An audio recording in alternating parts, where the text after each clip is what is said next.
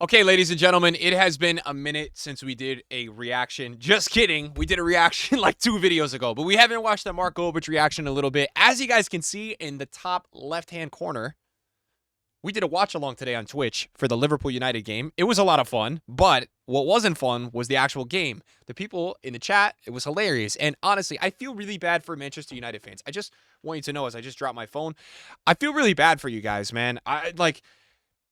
A Liverpool fan's going to click on this video, and Prem fans, and you know, what I said yesterday was this. The end all of what was going to happen out of this game and why it's so entertaining is we were going to get memes, and boy, are we getting memes. You know, just to give you guys my thoughts, I want to see what Mark Goldbridge says. I was watching what he was saying at halftime. I'm disappointed in United for a couple of reasons. Number one, I just think the overall lack of care, and for people to say it's not necessarily on the manager, it is both, right? But what I'll tell you is this: Hansi Flick, right? He's got that team caring like crazy. And I was on my day off yesterday, and I didn't have a chance to make that video, and that video was supposed to go up today. It's going to go up tomorrow on this channel. I'm so impressed with Barcelona. It's so disappointing to see another season of United where they go down 1-0 and they look like the weakest kids ever. They remind me of, you know, a team you're playing in real life that just, they sulk, they don't care, they get sad, where is the passion? Where is the style? They look scared. I don't understand how Rashford is still starting.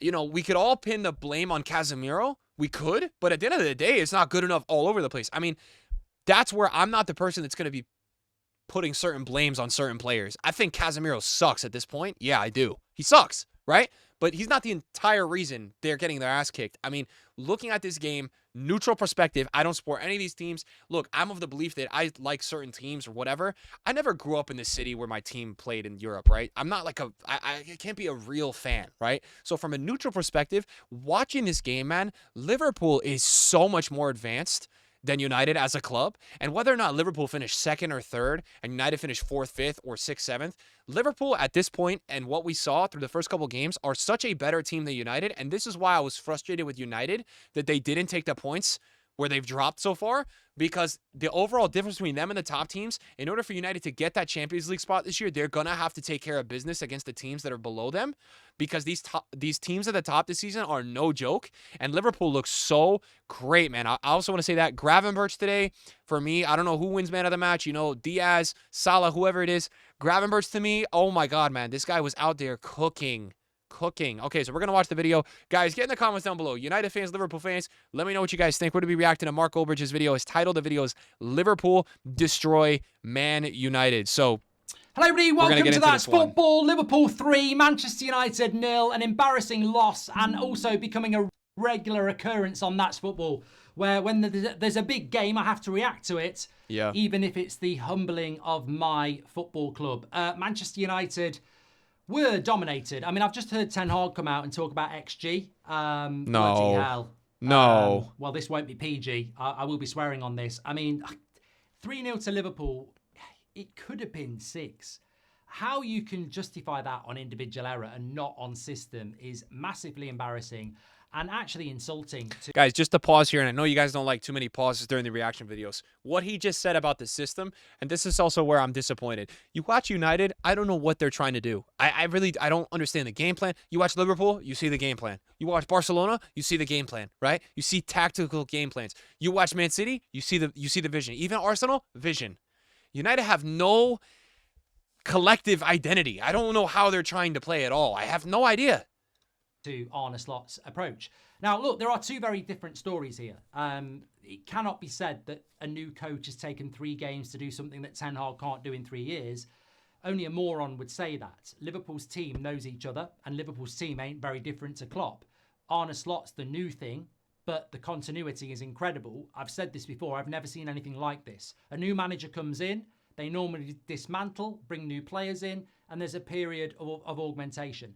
What we've actually seen here is, all right, Chiesa's come in and that goalkeeper's come in, but fundamentally, there has been no mass change. There has been no mass clear out, because Liverpool have clearly said to Slot, and Slot's agreed, we want to continue the project of Klopp, and we want you to pick it up, and we believe you're good enough to do it. And I think that's good enough for Slot's reputation and ego to go, wow, what a privilege, let's work. And the players are happy with that. And it clearly worked today. I didn't see anything massively different from Liverpool in the way that they've dismantled Manchester United in previous years, and they did it today.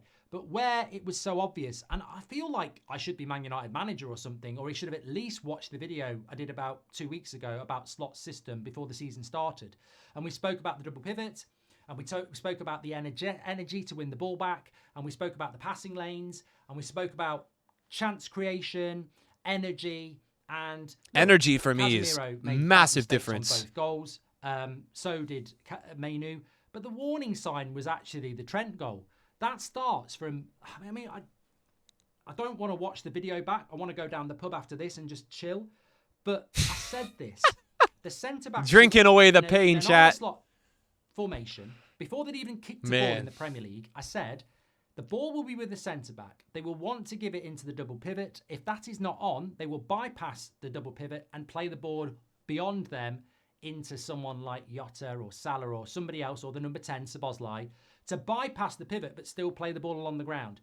That's exactly what I think Van Dijk did. He took out our midfield, your midfield, into a position, and then it led to going down the left, across to the back post, and there was Trent to score. Marginally offside, Salah was, no goal given. That was the warning sign. That was the clean goal. That was the goal where you look back at it and go, that is absolute perfection. That is from the centre-back of Liverpool, an amazing ball. They're in, out to the left, cross, Trent scores. It was simplistic. It was perfect. It was exactly what Arne Slot's been doing at his previous club and what he was going to do at Liverpool. So that was the warning sign. So when Ten Hag talks about individual mistakes, well, we were very, very lucky not to concede that first goal. And as soon as Liverpool score, that game. Dude, did Ten Hag actually start talking about XG? Chances, but how switched on are Liverpool then? Man, easy street. I really hope not, man. Defending for their lives. I want to unhear that. Could have scored a couple of consolation goals. Of course they could. The other goals, yeah, they come from individual errors from Casemiro and Mainu, but they also come from an incredibly intelligent press that Slot obviously identified, and I could have identified. Casemiro's passed it. Casemiro is inconsistent, careless, and holds on to the ball for too long. So Slot's been like, whenever Casemiro gets the ball, activate. Whenever the 6 for Man United gets hold of the ball, activate. Because what Man United do, weirdly, is a lot of the time... I know that... I also know that McTominay is not necessarily, like, at least at the end of the season, he wasn't being used there, but... the depth, I mean, they're missing in that spot. The fact that they did not bring in somebody for that position is so disappointing. It's so disappointing. I mean, it's nothing against the guy they just played today. They had somebody sub in. I don't even remember his name as a Premier League debut, and he could turn out to be insane. And I'll be in some edit on TikTok one day. But it's like, how do you not bring somebody in? You know that's what you need. Off last season, that's what you know you need. The 6 drops in with the two man. centre-backs. The full-backs bomb forward, and so do the other midfielders. So when the 6 has got the ball, if you can get the ball off him, you're in. You're up against the 6 who's out of the game, and the 2 centre-backs, and maybe another full-back if they've not gone. And every goal came from that. So they activated it. Casemiro, stupid pass on the first goal, but Liverpool are in. They're ready to react in case Casemiro does that because they know he's capable of it. Yeah. Second goal, Casemiro dwelling on the ball, blind to the tackle from behind. They're in, and Man United are out of position. Third goal, Mainu. He's got the ball. Let's get in on him. Win the ball. Goal. 3 goals, very similar, all coming from Liverpool activating quickly on our 6. Click that activate button, man. When our 6 gets it, he gets left on his own because everyone starts bombing forward. That's systematic.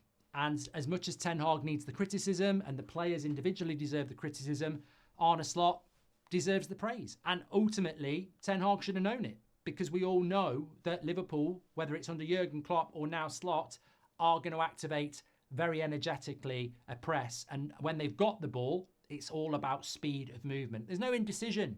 You know, I watch Man United sometimes. We get the ball. It's a bit of a dribble. It's a bit of a look around. Where am I going to go? These top teams, and Liverpool were very good under Klopp, and obviously are going to be very good under Slot. And this is why it could have been 5 or 6. They get the ball and they move it quickly. We've got the ball. There's purpose. There's an identity, you know? Let's move the ball. Let's create the chance. And they did that very, very well. And the finishing was obviously very good. Diaz's finished on the second one was very good. Salah's was very good as well.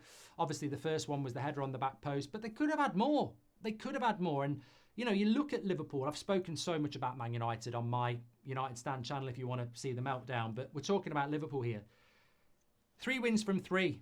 And yeah, okay, you'd expect them to beat Ipswich away. You'd expect them to beat Brentford at home. But Man United away, that was always going to be tough early in the season.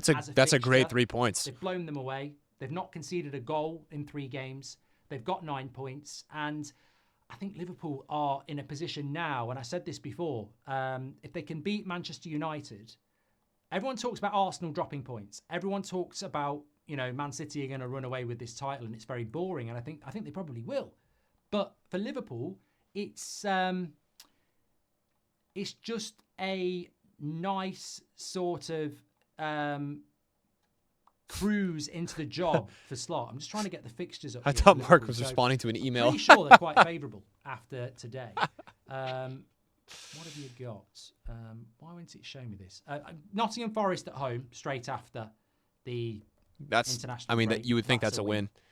Listen, international break is weird, though, and that's why I don't understand. Why do they do international break? Dude, 3 games after the season starts. I mean, that's the thing. Like, we can't get too overreactionary about certain teams because who knows what injuries are going to happen, right? It's like teams lose their form. It's crazy because they're going to go to a national team now playing a different system, different style. They've got Champions I don't understand it, bro. Well, which, I don't like it either. Have to deal with. But no, I don't like Forest it either. At home, Bournemouth at home, Wolves away, and then Crystal Palace away. So they'd probably look at that, then Chelsea at home. The next 5 games, you'd be looking at 12, 13 points. And if you get that, you're absolutely laughing. So I'm not surprised by Slot's ability to move in and do quite well because he's got very similar attributes to Jurgen Klopp. And that team that Jurgen Klopp built is absolutely fantastic. And I don't think anyone's going to say that Liverpool are title contenders, but it's a very, very good start to the season. And I think the continuity, you've got to applaud the football club. You never know. With title contenders, you never know. That's why people ask me, okay, what's your predictions? And I made my predictions. They're on the channel. You guys watch them, but you never know what injury is going to happen, right? And I'll say this about City. They have depth, but they don't have as much depth as they had 3 years ago when they had those super teams where people were like the B team. So, one injury there. I mean, Haaland's got 7 goals for them right now, okay? So you don't know what's going to happen, Liverpool, listen, I said this too. If Liverpool stays healthy, they have title chances for sure. That's always been the problem with Liverpool, in my opinion. If they don't stay healthy, they drop. They're kind of that 3rd place team. Spurs have the same issue. They're always like 4th, 5th, but a lot of injuries. You never know. Could be 7th, 8th, right? So I had them in 8th. Obviously, they lost today. Now, look, man, if you're a United fan, this is really upsetting today because I'll tell you why. The season is going to be the same as last season. I don't see how this is going to change. Nothing has changed. And I'll admit to the fault of maybe a part of this has been me because I've been saying Ten Hag, especially after that final, deserves another chance. But I don't know.